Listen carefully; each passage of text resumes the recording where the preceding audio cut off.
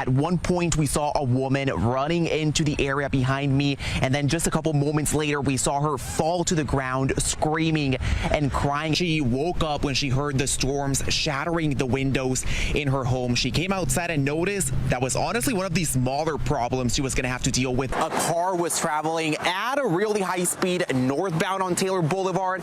Eventually, it hit that utility pole. And about 50 minutes ago, a major with LMPD came out of the building and told us that the people that were inside, those loved ones, those family members, were very distraught. Imagine you feel your house shake, so logically you walk outside to see what's up, and this is what you run into. This huge piece of metal just impaled into your front yard. Look at what's left of this, what it used to be a house. It's barely recognizable anymore. Here to my left, there's one of these pay-to-park lots.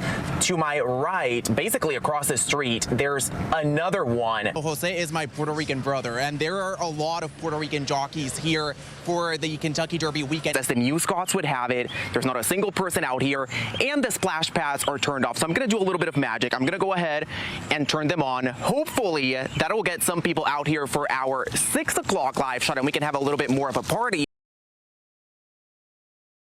To hundreds of thousands of people around the world, Michael Booth is Mr. Crafty Pants, a social media influencer who creates fun and lighthearted DIY videos. Let's get crafty, baby. All of his videos have thousands of views, but to many in Norton comments, he was their neighbor, a neighbor whose family, Laura Nash, says kept mostly to themselves. They had great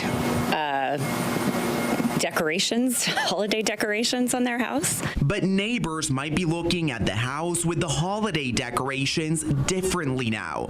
Nash's Ring camera video shows several police cars parked right outside Booth's house on Wednesday, and the moment police knock on his door. Booth is now facing charges of distributing and possessing child pornography. Booth's arrest report reveals the images were shared at least 15 times. It feels like a gut punch. It feels devastating. It makes you feel really vulnerable. Nash says she immediately asked her children if they had interacted with Booth. They hadn't, but she says this has been a wake-up call for her community, saying it's hard to feel safe anywhere nowadays. I know that he followed a bunch of my friends online, and so it's worrying to me to wonder what he may have been viewing of their life. He estado dividida. Parte de mí, pues no está conmigo. A FaceTime call is the closest Cicely Martinez can get to her 4 children after she was deported back to her home country of Honduras. Tuesday marks 6 months to the day she was taken into ICE custody and last saw her kids. Pero ya en la noche, cuando yo ya me voy a dormir, es triste para mí porque no está el calor de ellos. Yo les hablo para despedirme de ellos. Yo hablo las buenas noches y ellos están tristes también. Sin mí me dan el abrazo y pues saben que es un abrazo vacío. Cicely says she had been going to her scheduled appointments with ICE's Alternatives to Detention program, but during a September appointment, she was detained by immigration officers. What followed were months of agony and uncertainty as Cicely was moved from Louisville to Indiana, then to an ICE facility in Louisiana, and then back to Indiana. Cicely says the 4 months in custody were a nightmare. She had bruises from how tight her handcuffs were and says was assaulted for reading her Bible by 2 inmates held on criminal charges. Cicely's oldest son, Davies, remembers what it was like hearing some of those stories. It was really, really scary to hear because I wasn't sure if my mom was safe. She says that she couldn't turn her back on them even when she was asleep. So within 48 hours of being detained, Cicely's attorney filed for a credible fear interview. That's an interview interview with an asylum officer to determine whether people who have been detained have a credible fear of persecution or torture in their home country. So Attorney Duffy Traeger tells me once that credible fear interview has been filed, everything in the removal process should have stopped right there. But he says a couple of days later, he got an email from Cicely's son asking if it was weird that Cicely had been moved from Indiana to Louisiana. Traeger says he definitely thought it was weird, so he emailed an ICE official in New Orleans.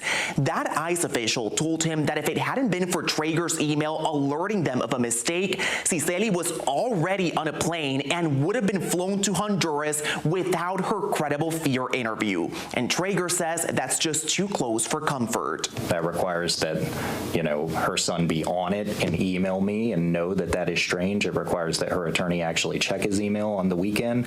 It requires that the ICE officer be sympathetic and actually respond to that email and do something about it. That's a whole lot of ifs. But Traeger says cases like Cicely's are becoming much more common in Louisville. He says he's working with other clients who've been here for more than 20 years, have no criminal record, but are now in ICE custody. They're going after the low-hanging fruit because they're trying to push 3,000 apprehensions a day. They're trying to push 1 million deportations. They care about numbers. A report by The Guardian shows 77% of people going through DHS deportation proceedings during most of 2025 had no criminal conviction. Cicely is a small part of that statistic.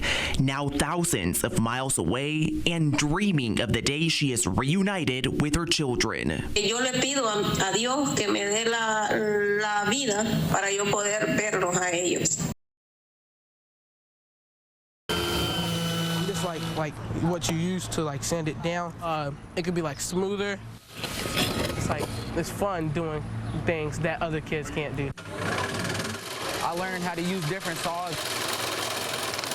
Kason and Gabriel are doing something different with their summer at the ACE Project's Men in the Making wood shop. It just keeps people, young teens off the streets and stuff. The woman behind this project is Rose Smith. What I see today is that my baby is still giving gifts. Her son, Corey Crow, was shot and killed in 2014. Because my son's homicide is unsolved, I did not want them to control my life. So Smith felt driven to do something about it for these kids. I want you to hear this. Some of them haven't touched a power tool, haven't seen a power tool, but they've seen a handgun. At the wood shop, the boys are building from scratch. These were honestly 2 days. And then selling the finished product. I'm selling it for $50. Smith says it's about changing the narrative. Our kids are competent and capable. All they need from us is just a hand up. And about giving these young men something to do and somewhere special to be. And it's good because now I have a community and a family here that accept me no matter what.